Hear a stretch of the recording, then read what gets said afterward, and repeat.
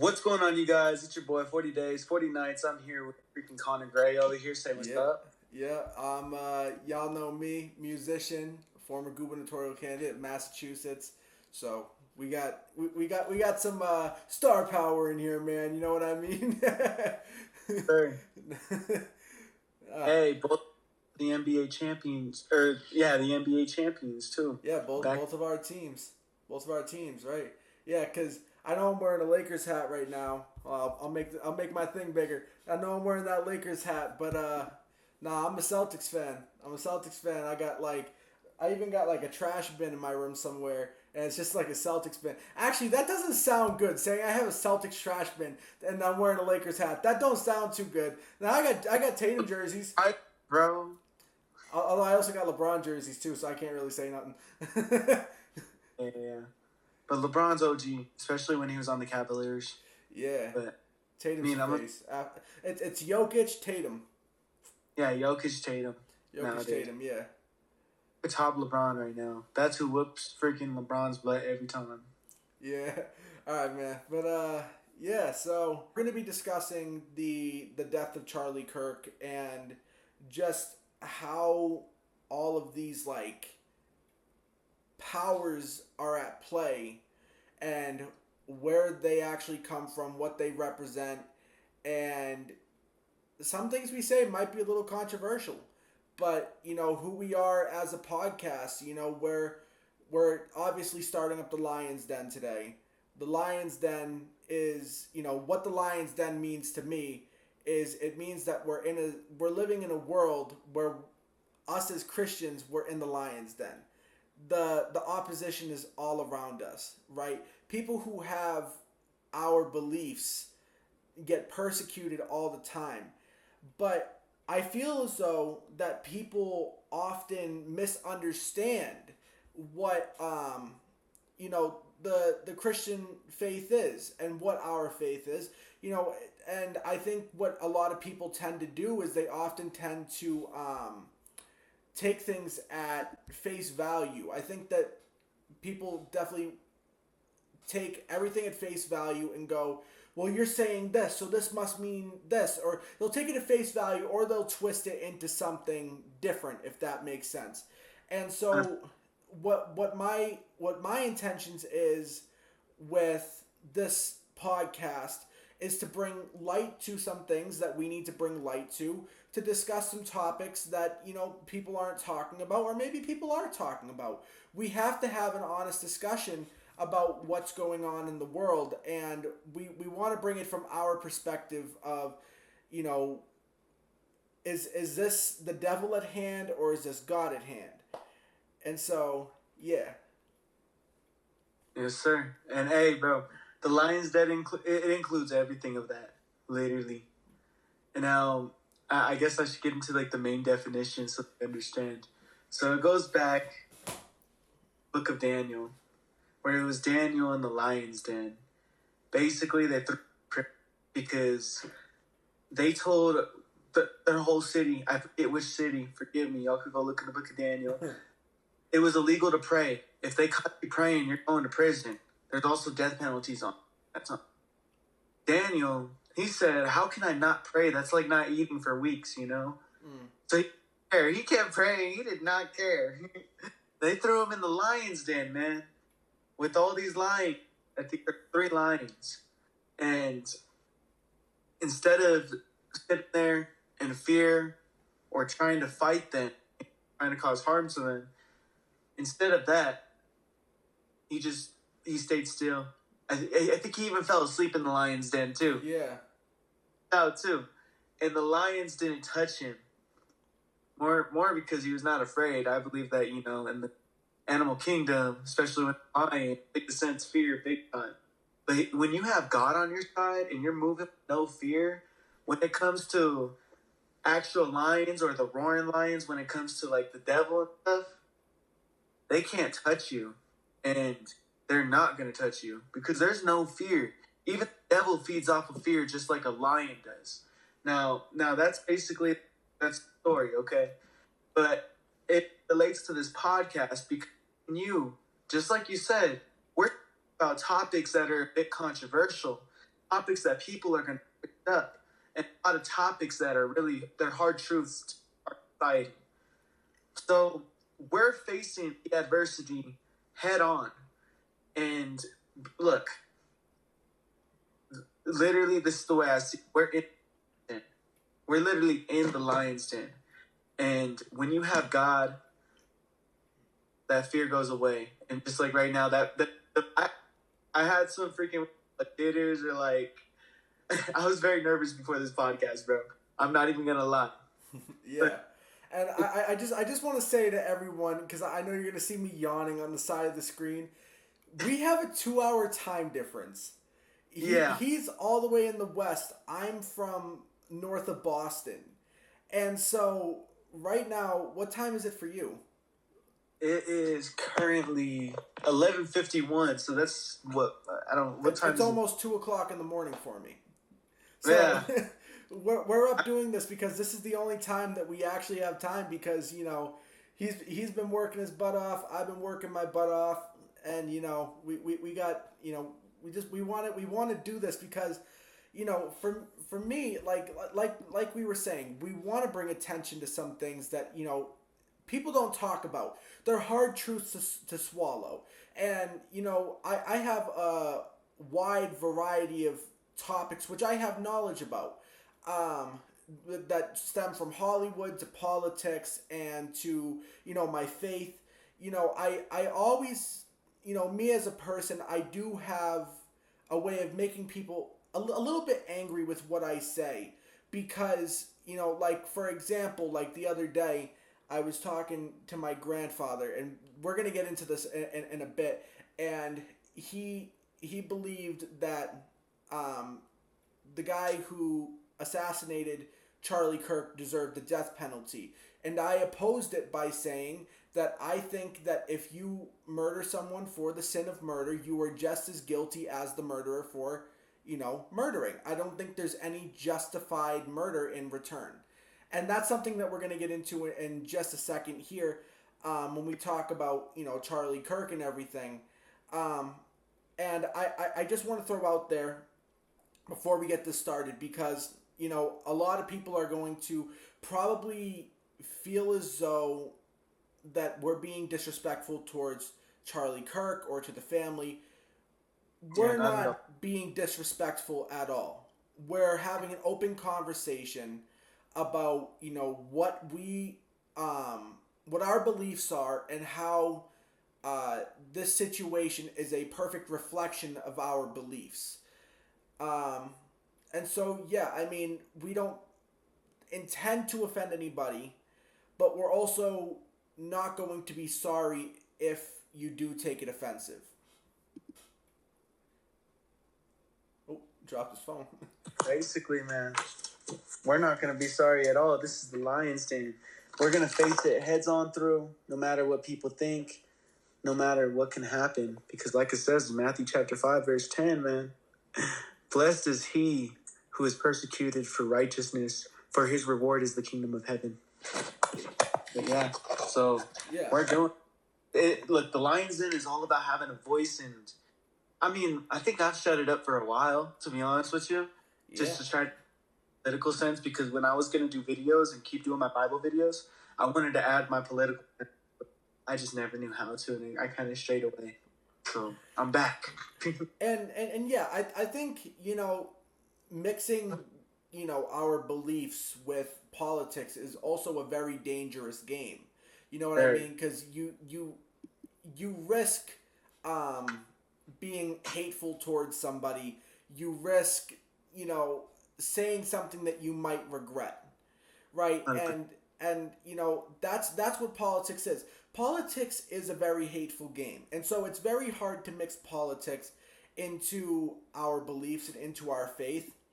Mm-hmm.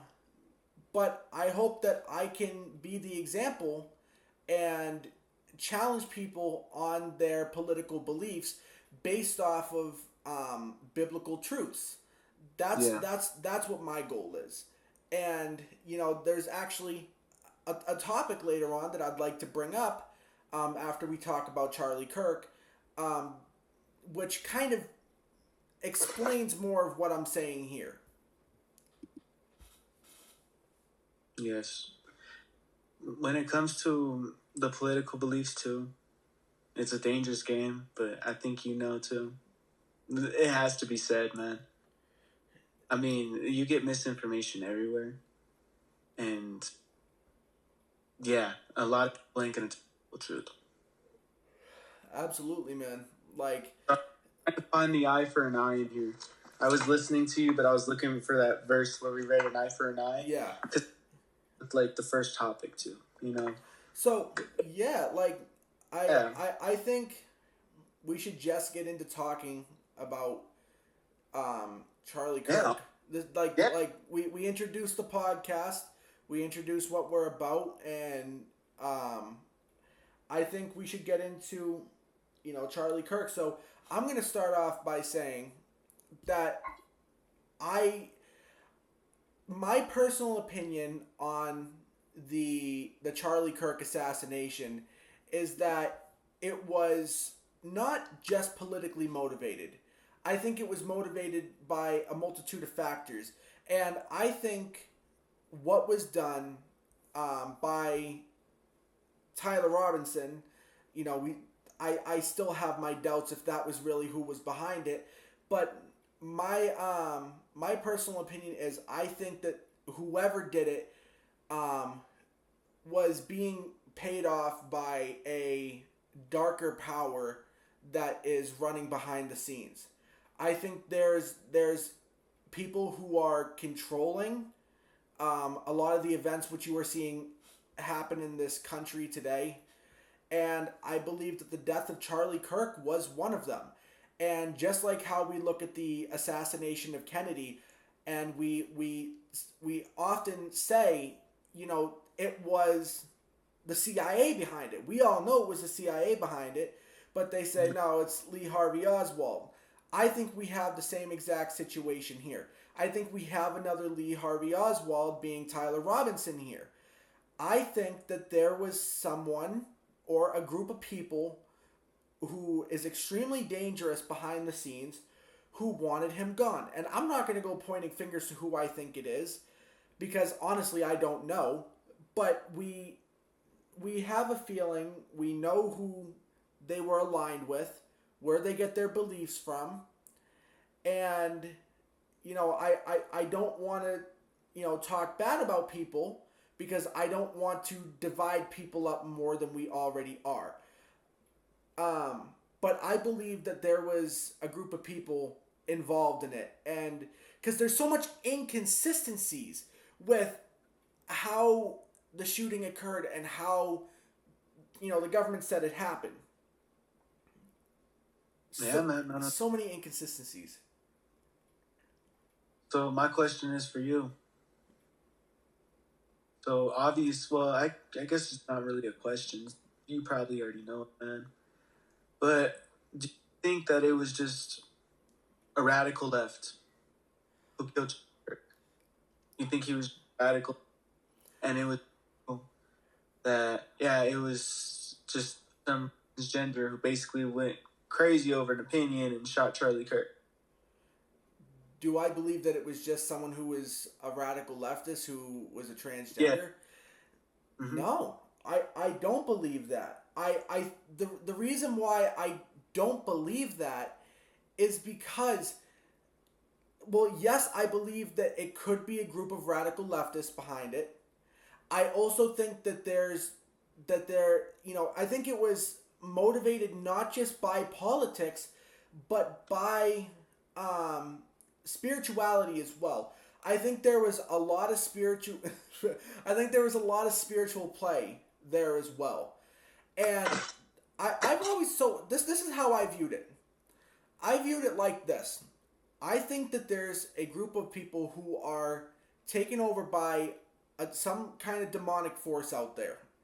I think that they plotted to assassinate Charlie Kirk because they were fearful of what he could become someday. If he ever were to take over the country, become the president, what would happen? All these views that come from the Democratic Party and even some that come from the Republican Party would all get torn down to shreds if he ever became president. And he was a person who had a lot of power and had a lot of influence to someday become the president.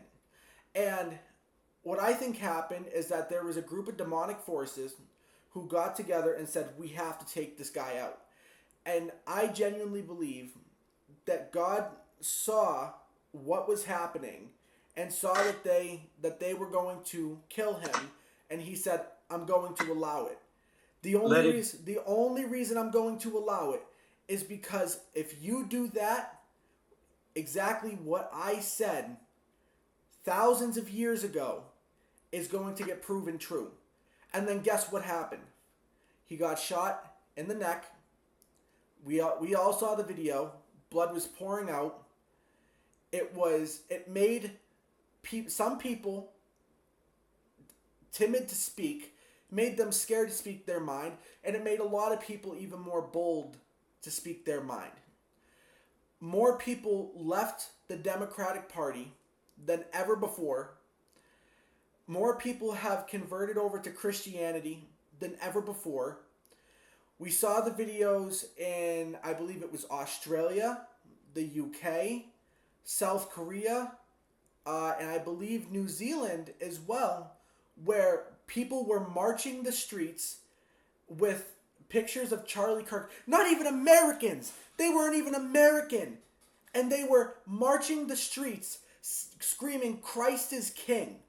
And they used Charlie Kirk as the messenger to fight for their own freedom of speech, because most of the countries that are having these protests, and I'm going to point out the UK especially, they're losing their right to freedom of speech. These people, if they say a certain thing, guess what happens? They get executed, they get put in jail for what they say. And so the people who are protesting now are using Charlie Kirk to fight for their freedom of speech.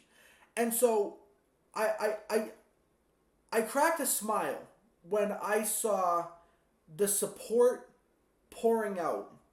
And not just the support for Charlie Kirk, but the support for Jesus Christ.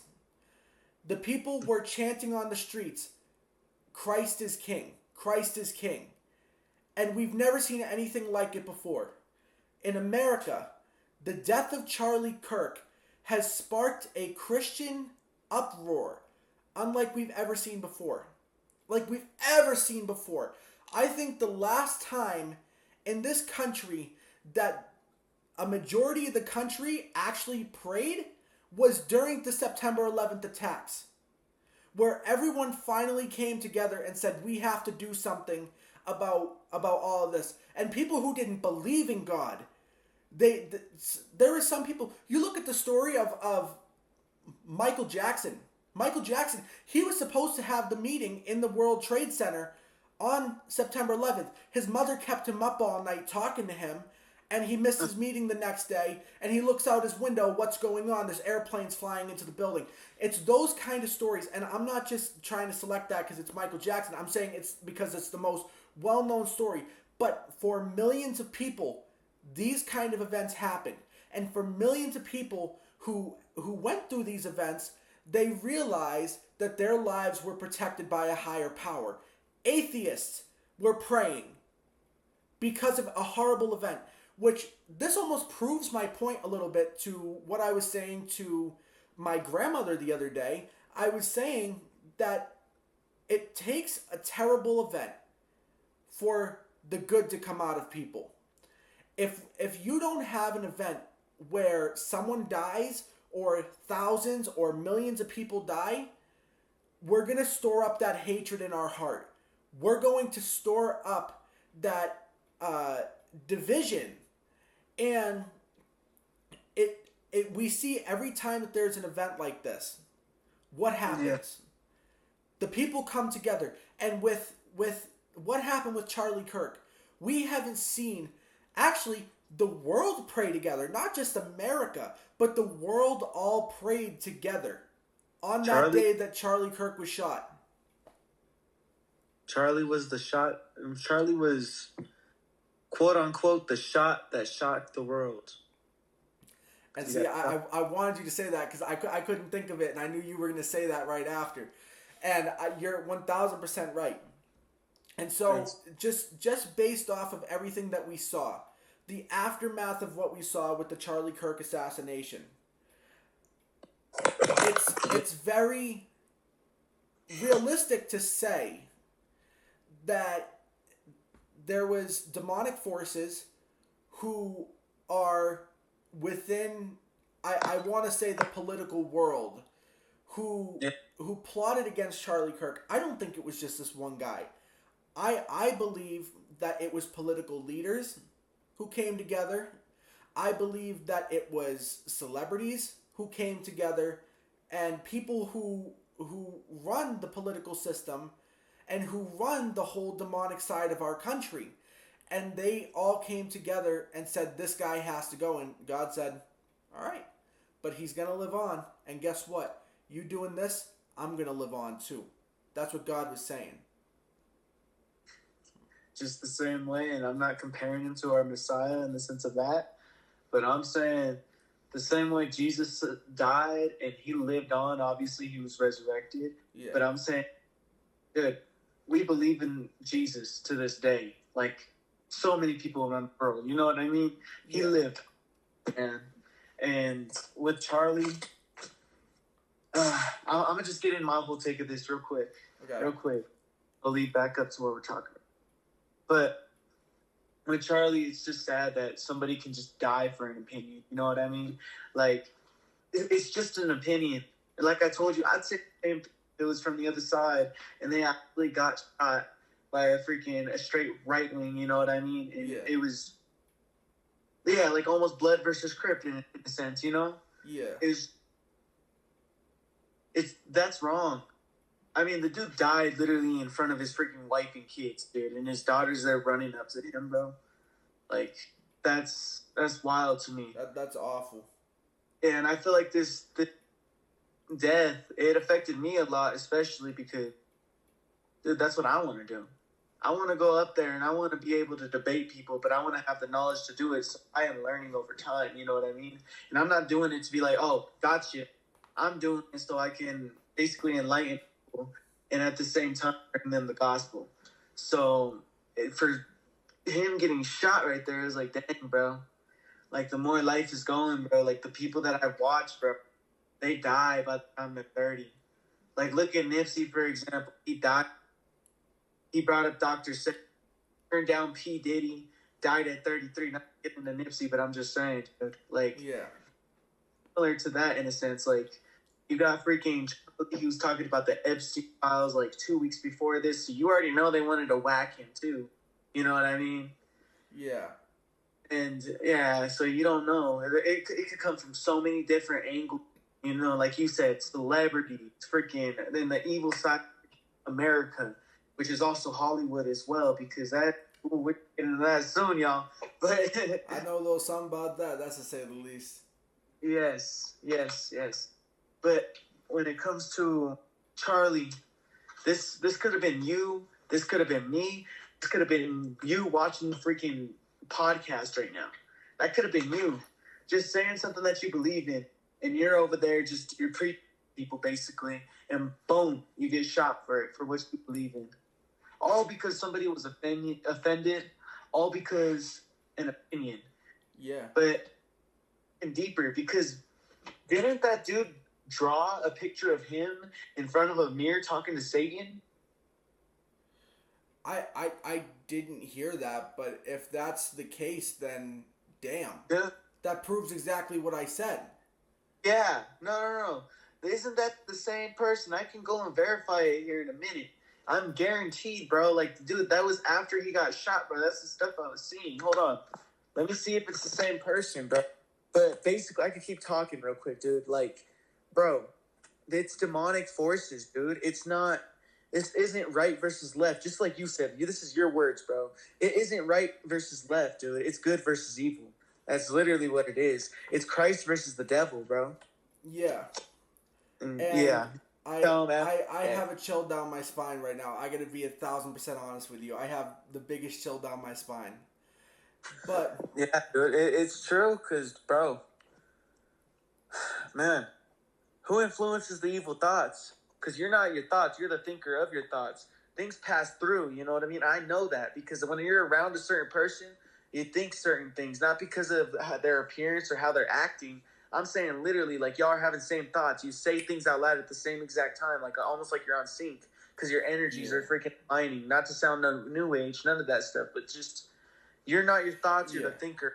And Satan, he's the one, he will influence the sin, you know what I mean? Well, also your flesh will, you got to discern that. But Satan, if it's just, for, you know what I mean, obsessive and you know it's evil, and then your heart's hardening, like that's Satan, man. Yeah. I mean, like, it's crazy because there's so much that's going on that so many people don't know about all these, you know, politicians and celebrities. And I'm not a guy who likes to be like a conspiracy theorist, but there's stuff going on that people don't know about. And here's the thing, people do know about some of this stuff, and they just don't say anything. It's like it's like what happened with like Diddy and everything, right? The clues were there. The clues were there the whole time. People were like you were hearing, you know, what's his name, Cat Williams being like, and you know, P Diddy, he loved to party. Yeah. Yeah, I mean, the thing is the demonic world isn't hiding from us anymore.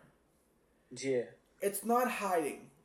And that's why you're seeing so many people right now make that big switch from being, you know, atheist to being Christian, because so many people are seeing, well, what was said in the Bible is happening right now. You know, you get the early warning signs like the famines, the plagues and stuff, and you know, like just the wars, the rumors of wars. Like obviously you got the early warning signs, which we've been getting for like what, 50 years now, 100 years. Like that those have been the early warning signs, but now we're in a place where you see the persecutions on Christians rising up to a whole other level. You see the killing of Christians rise up to another level unlike ever seen beforehand. And what we're seeing right now happen is biblical prophecy being spilled out everywhere. Yeah.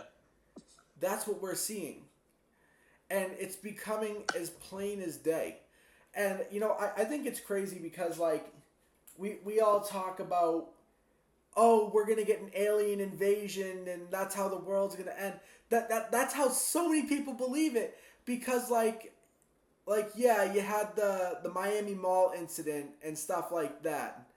Right? Yeah. And I personally think that it's, as the government has done many times before, I think the government is trying to set it up in a way to where, not that people are going to be like used to it. I think people know it. Like, we're living in like a weird version of the MCU, and like that's the only way I can explain it. Like, we have superpowers so obvious at play. We have crazy things happening in the world, and then, like, I think the government's trying so hard to cover it up and try to mask it with politics and try to mask it by saying, like, oh yeah, the Miami Mall incident was just a smoke cloud or something, and then they'll be like, and then I feel like they somehow influence you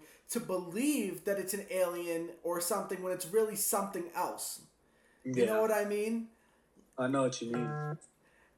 And, like, honestly... Can you see me? Yeah, I can see you. Okay. But honestly, I think it's time that we call for change in America. I think it's time to... I'm not going to tell people to join the Republican Party. Yeah. I have my issues with both parties. I have my issues with the Republicans. I have my issues with the Democrats. I'm not going to get into these individual things that I have problems with them with. But how would you feel about the idea of starting a new party? Because I was thinking about this the other day. I was thinking about pre-Civil War, where you had the parties like the Whigs and everything, and you had, you had all these parties, and basically what they did was they believed in trying to make like a different kind of change. So what they ended up doing was you had Whigs, Democrats, and like independents, all these other people. They were joining together to create the Republican Party. And I think right now what we're seeing is we're seeing people draw away from the Democratic Party and going more towards the Republican Party. But yeah. I also know that a lot of people that are leaving the Democratic Party and going to the Republican Party are not going to agree with the Republican Party 100% of the way.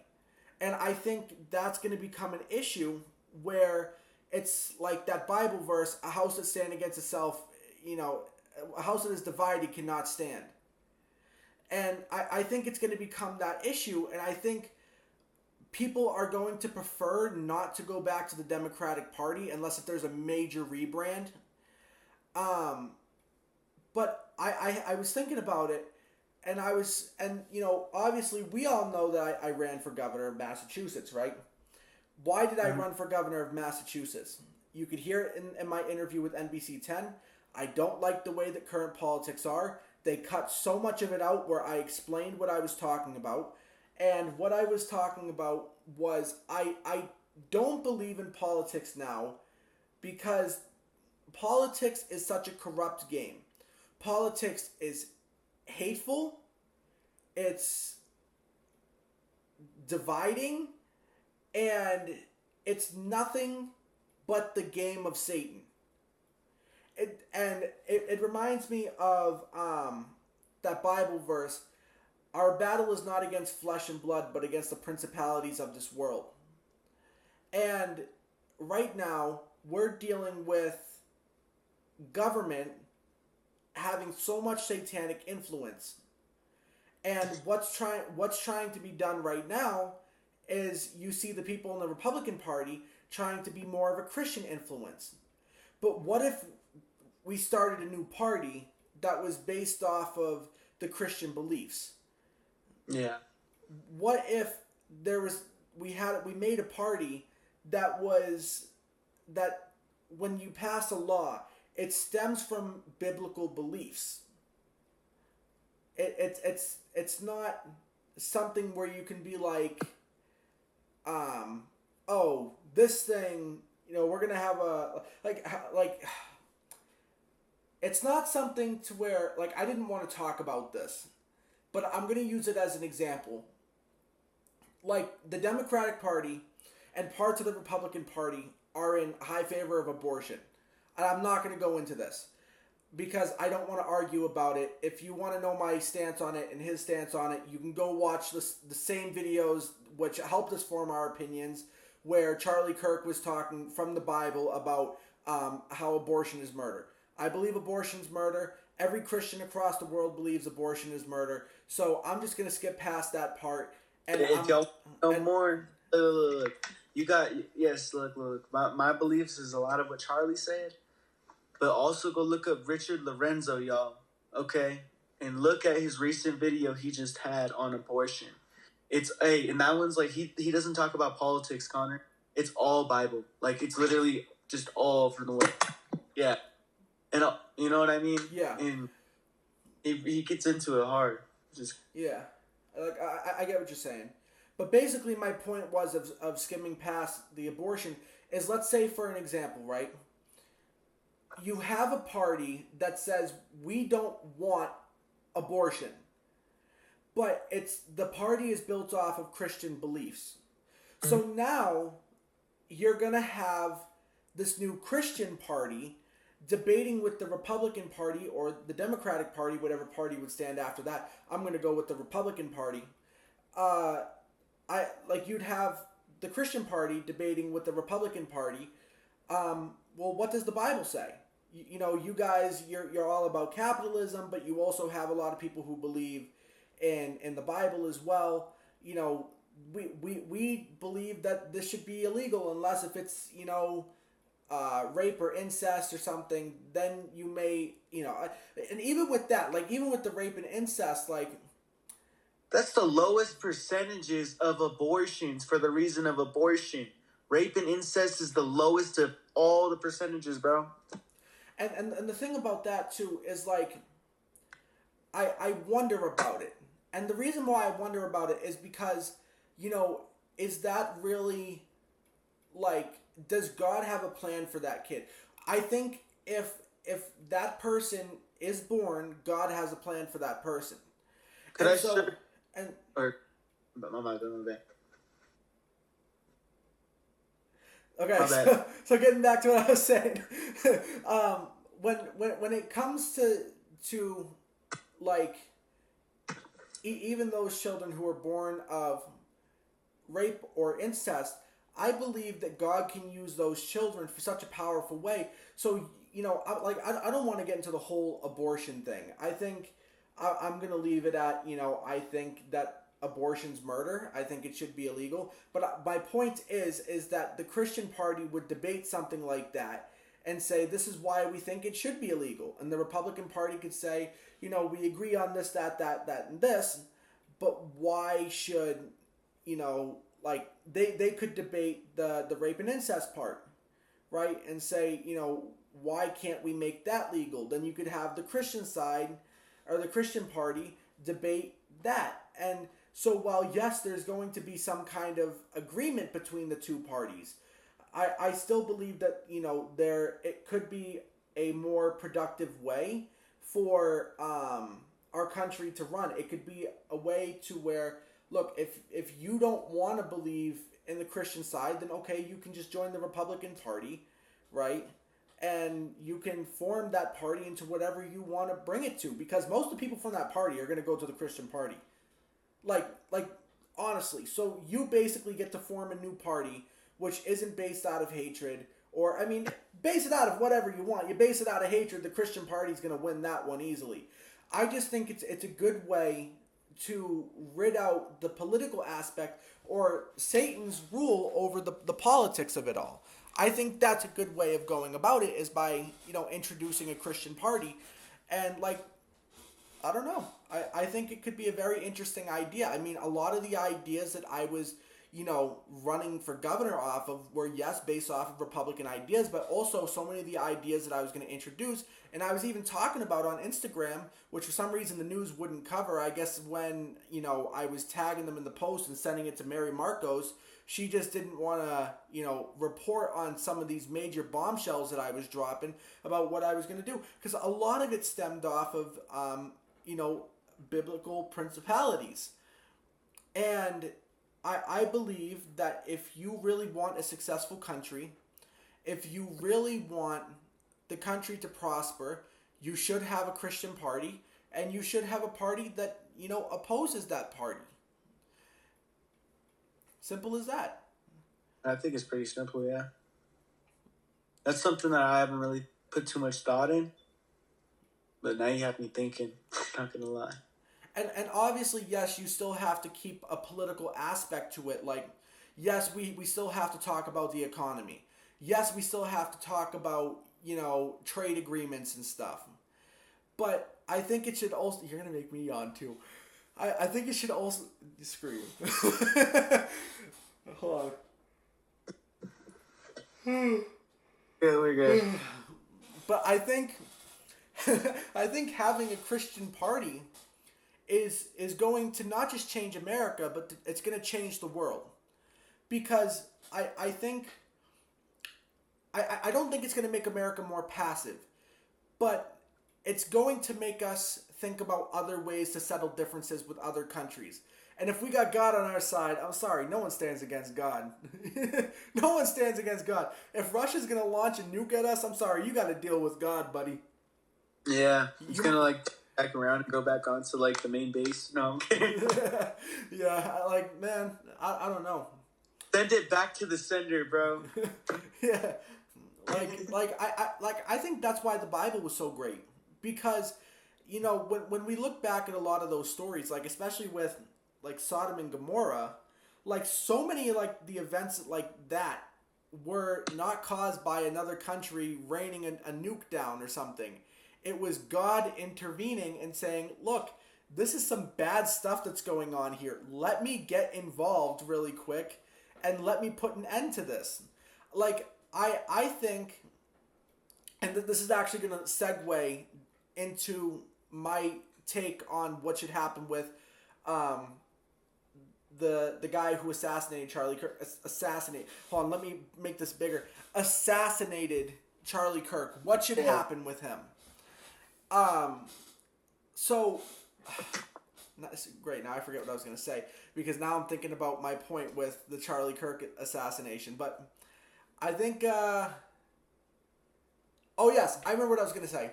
I was going to say we should leave it up to God to make the decisions if someone should live or should die. And I remember listening to this Michael Jackson song, and I've quoted it a million times, making my point about this. Only God could decide who should live or who should die. And who are we as humans to decide that someone should live or die? And I brought this up to you because we were talking about this when we were talking about what should happen to the guy who assassinated him, Tyler Robinson. What should happen to him? At that point, you stood on, yes, he should be executed to make an example out of what happens when you mess with God's people. I said, but how much more powerful would that testimony be if he went to prison, no death sentence, he goes to prison, turns his life around, God lets him out of jail, he evangelizes. How much more powerful is that story? I mean, obviously that's not... what were we going to say?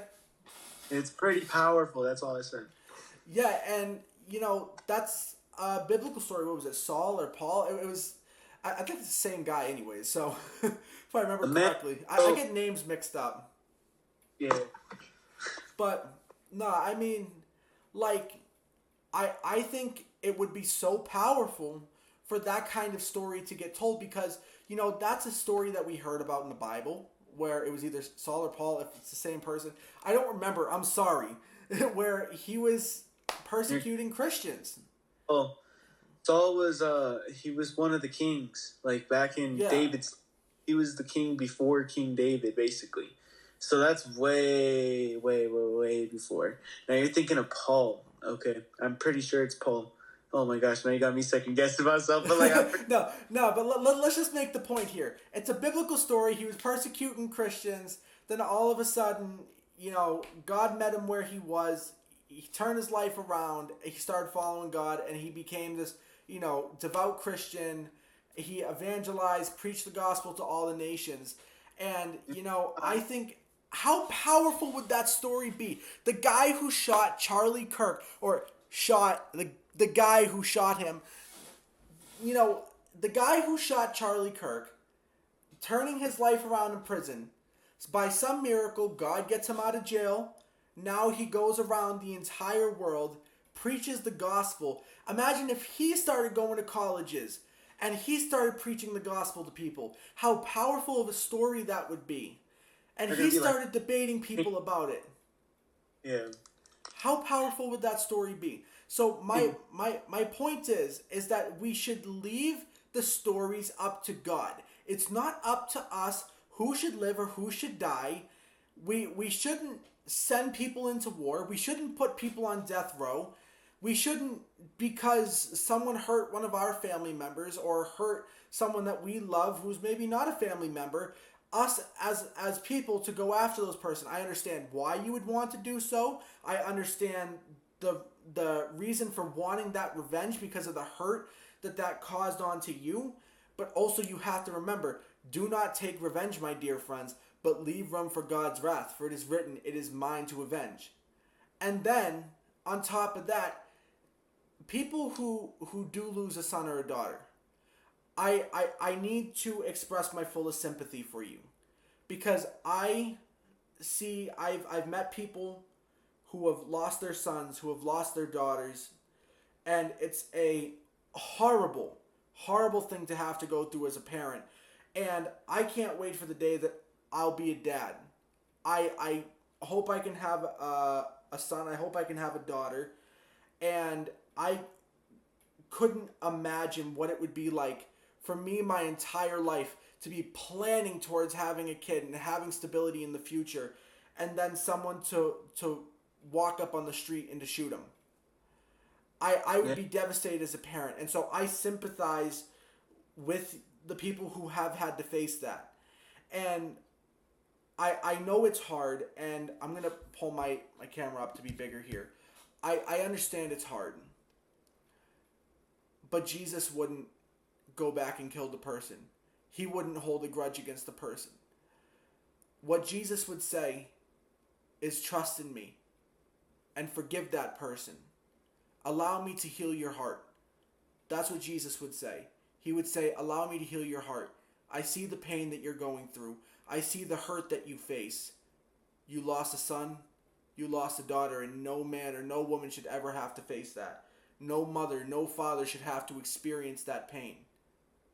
But trust in God. Spill your heart out to God. Cry, scream, sob, break things. I don't care, and God doesn't care. God wants to hear this from you. God wants to feel that emotion with you. And what you don't realize is in those moments where you cry, God is right next to you crying the whole time. Amen. But let's get back to what I was saying. We should find it in our hearts as people who go through these things to forgive. Because that's what the biblical principle is. That's what the biblical truth is. Is that, and it would make us much stronger and more obedient to God as people if we were to do this. If we were to get rid of the death sentence. If we were to get rid of the death sentence, and we, as humans, stopped going, you wronged me, so now I'm going to wrong you in return. You become just as guilty as that person. If you murder another person for murdering someone, guess what? You're just as bad as that person. And there's no getting around that. Murder... I'm going to get to you in a second because I got to make this one point. Murder, in God's eyes, is murder. It doesn't matter if you're murdering to get revenge. It doesn't matter if it's an abortion. God says murder is murder. And he sees it the exact same way. And so, I just want to say this one more thing before you ask your question. You're all good. Take your time. Even though you murder someone, even though you may seek revenge, any sin that you commit, God's willing to forgive that sin. And you know why God's willing to forgive that sin? God's willing to forgive that sin because you know who he sees first? Do you think he sees the sin first? Or do you think he sees you first? He sees you first. You are the first priority. And if God can correct your heart and make you the person that he wants to be, that's more powerful than anything. That's more powerful than getting revenge. It's God sees you. He sees you. He sees the times that you cry. He sees the times that you're angry, that you go to work, you're frustrated. You go to school, you just want to flip over a desk. God sees that. And he's not judging you. God is seeing that, and he's looking at you, and he's crying because he sees what you have to go through. And he wants you to make that decision to find God. He's reaching his hand out. All you have to do is grab it. Oh man. But ask your question.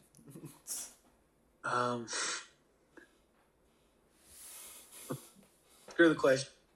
Brother forgot it. Brother forgot it. Actually, it just came back, but I was just doing a lot of thinking just right now because I'm like, okay, is there an exception where the death penalty or killing somebody is actually the right thing to do? I'm just thinking about it right now. I'm just like, it can't be for revenge. It can't be for any reason of, or not even just to do it, you know what I mean? But it also can't be like for revenge or basically getting back, somebody for something simple or an opinion. But I don't know the answer to this, brother. I mean, for me, personally, I like it's tough. I mean, what if you actually did have to take some life? I don't know. Maybe there's circumstances where there's no law and order. Maybe there's a purge going on. I know this is like unethical, something that's probably not going to happen. I've been doing a lot of thinking. All right, so let's put it in this perspective, okay? Let's say someone breaks into your house, okay? They break into your house. Hold on, Connor. What if that person was dedicated to freaking kill pretty much as many people as he can, even you, and he wasn't going to stop no matter what you do? Now, are we going to go lock him up in a cell and just have him locked up there whole time? Or are we going to take his life? What's the right thing to do? If we don't got no law and order. I'm just saying, like, if we take it back to freaking Bible days, too. All the way back then where people can actually get away with things. So, let me get this straight. You're basically asking, what if we had an Art the Clown running out in the streets and there was like no law and order. So you're saying if there's no law, a straight up freaking just psycho serial killer. I mean, I've talked to many psychos. I really have. Serial killers. Like I've talked to fucking freaking serial killers. Sorry, but like, what do you think, brother? Like, what's your thoughts on? Because like I went deep in the rabbit hole. I'm not saying I believe this. I'm saying I don't know what I believe when it comes to the freaking death penalty. I'm on the I'm on the a little bit because I agree with everything you just said, but I'm thinking, is there actually like an exception for it? Like, do you think there's an exception for it at any time in situation? I'm going to say it like this, okay? Yeah. If there was a purge going on, right? Like you brought up, there was no law and order in this world, right? Let's say people's hearts were full of hatred, full of anger. The first thing that you want to do as a person, if you're a psycho out there, is you just want to cut someone's head off. There's no stopping you. You're running around. You're killing innocent people. There's no law and order. There's no prison system. There's nothing. Do you have the right to kill that person? And I'm going to have to say no. But what I'm going to say is there's other ways about going around stopping that person without killing him. And now, what if you were about to be killed and his killer be killed, though? What if you were being attacked? Personally, I would in that situation.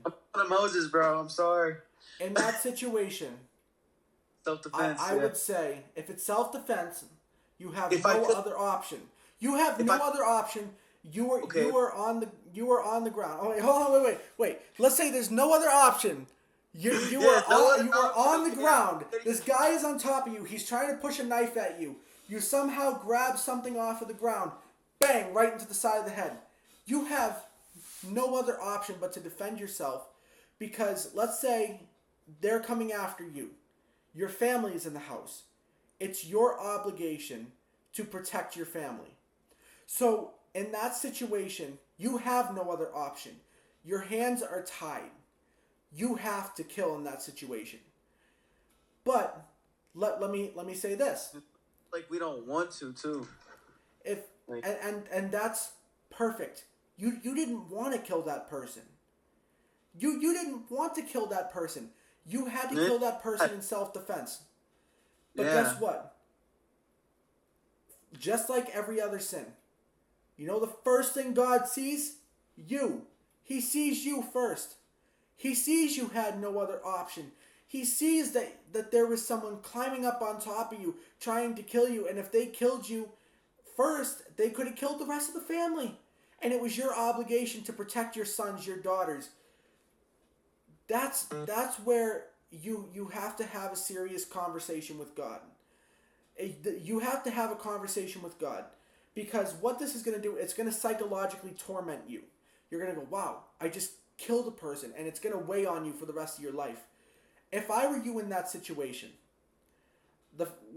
I would honestly first cry that I had to do that. I would make sure that the police, they show up, they get this guy out of here, make sure, my family is safe, they're protected, make sure that their mental health is fine, make a few phone calls, find a therapist to help them get through it, maybe get them to a church. But me as a person, as I'm going through that mental pain as well, I'm going to try to find alone time after I get my family to safety. And when I find that alone time, I'm going to talk to God about, I had to do this. There was no other option. Like, I didn't want to do this as a person. This was not my intent. This was not my goal. This person was going to harm me and my family. And guess what? God's going to understand. He's not going to hate you because of your action. But he's going to see your heart. He's going to know the guilt that you feel. He's going to know the shame, the mental anguish. And God's going to meet you right there. God's going to meet you right in that spot. So when it comes to, is there a justifiable, I'm going to say yes. But in this one situation, to where you have no other option but to kill. You have no other option. And by the way, don't go making up things in your mind as an excuse to be like, oh man, I got no other options but to kill this guy, man. No other options. And then you're just like, dude, I could hit, I could like body slam this guy and hold him in a chokehold or something. Like if you know you can do that, then do that. If you're there and you're like, you know what, even if it's a 15% chance it'll work, I got no other option but to kill the guy. Yeah. You go for the non-lethal option. You go for the, look, this guy's life matters as much as my own or as much as my friends. No matter what's going on with this guy, because there's something that's wrong with this person. So you have to understand that we're all human. We all come from the same place. We all have the Holy Spirit within us. But us, as we live in the world, you can either disconnect from the Holy Spirit or you can go deeper into the Holy Spirit. And most people that you meet every day, who they may even be the nicest person you ever met, they are very disconnected from the Holy Spirit. And it's the path to heaven's narrow, the path to hell is wide. I think that was the saying. And whoever endures to the end shall be saved, brother. And it's like, I don't know, man. I think you all get my point. You get the point of it. Keep on going. He's speaking through you. Yeah. I think when it came to that specific scenario, I think I said everything I needed to say. I think people definitely understand what I was trying to say there. Yeah, most definitely. Well, shoot, man. I mean, we got a lot of crazy stuff going on in this world, and a lot of killings, a lot of shootings. I think that's pretty much a freaking whole podcast right now, right? Yeah, where we were talking about, the violence and stuff, and whether and this is a great podcast because, and I gotta say, because we got to talk about something that I believe is extremely powerful, and that's the morality to kill. Because right now the whole topic of conversation is, gun rights and stuff. And Yeah. if I don't know if we're gonna end it here or not. I don't know if that's what you want to do, because I could keep talking all night long, to be honest with you. Good. No. You got to pause it here in a minute. I'm at 4%, and I was looking for my. Got it. But I bet. Man, we can get into gun rights if we really want to. If you want to do that real quick. I'm gonna say this one last thing. Okay, this is gonna be my last topic for now. You're all good. The problem. I'm gonna make my screen bigger. The problem with us as a country, the problem with us as a world, is not just our politicians. It's not our politicians. It's not our celebrities. It's not any of that. You know what it is? It's you. It's the guy next door.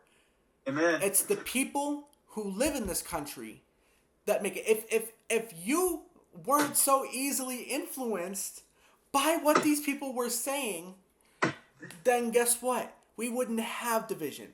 Yes, these people are greedy. Yes, these people, they cover things up. But guess what? Most of us, if we were in that position, we would too. We would too.